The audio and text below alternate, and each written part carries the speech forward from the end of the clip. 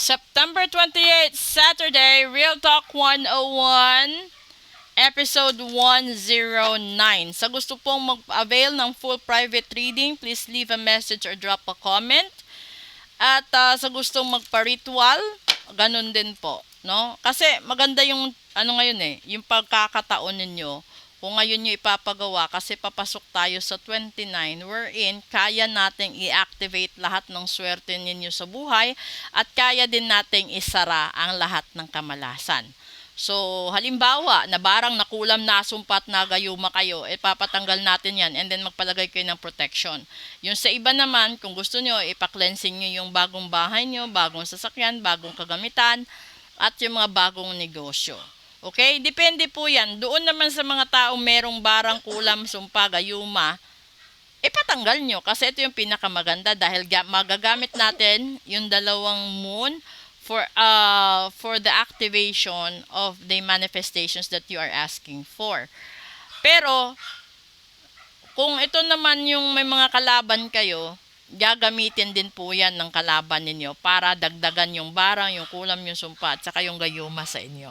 So, kung gusto ninyo magpaganda or gusto ninyo magkaroon ng magandang buhay, magandang pasok ng kaperahan, maganda yung pag-iibigan, sabihin nyo lang po at message lang po kayo ngayon. Ngayon nyo gawin yan, huwag nyo nang palagpasin or paabutin mamayang gabi. Kuha tayo dito ng isa. Snake transformation. You will be shedding old skin and emotions and transforming them into something bigger and better. Change is in the wind, and you are at the center of it all as the catalyst. To smoothen the process, make sure that your intentions are clear and that you move forward with hope. So, ito na yun, sinasabi natin. Kailangan mong mag-transition, kailangan mong mag-decide ngayon mismo. No, ngayon ka magpa-reading, message lang kayo. Ngayon ka magpa-ritual para matanggal ang lahat ng mga nakaraan na pangit, no, sa buhay mo at magkaroon ka ng something bigger and better. You have to change and that will happen right away. So, kailangan buo ang loob mo. Huwag kang magsayang ng panahon. Kung mapapanood mo ito, gawin mo agad-agad. Okay? Para makuha yung blessing. Di ba kasi yung mga tao, sasabihin, wag muna ngayon, aantayin ko. So, ito pa katandaan nyo. Ang oras kapag lumipas, hindi na siya maibabalik. Ganon din po yun. Kung kayo yung tipo ng tao na nakakaramdam ng sakit dahil sa sumpa, barang at kulam, gawan nyo ng paraan na magamot masimulan ngayon. Kung meron kayong kamalasan na matagal nyo nang iniinda, ipareading nyo, baka karma nyo yan. At kapag nakarma yan, aalamin naman natin kung kanino galing, paano matanggal, paano mabawi, di ba? Kasi meron namang iba na nakakarma kayo, tapos yung taong nagdulot ng karma sa inyo is wala na, patay na, di ba? Nailibing na. So, ibig sabihin na baon hanggang hukay yung sama ng loob sa inyo. Kaya, hindi maganda ang buhay nyo. And then, at the same time, kung patungkol naman ito sa isang relasyon, kailangan mong tanggapin, di ba? Huwag mong pilitin ang taong ayaw na. Hayaan mo silang mag-heal, hayaan mong mag-heal ang sarili mo. And then, maliban na lang kung ginayuma. Talagang hindi yan magbabago kapag nagayuma. So, kung nararamdaman mo na ginayuma, ipatanggal mo ang gayuma. Kung nararamdaman mo na hindi na maganda, kasi yung gayuma is automatic eh.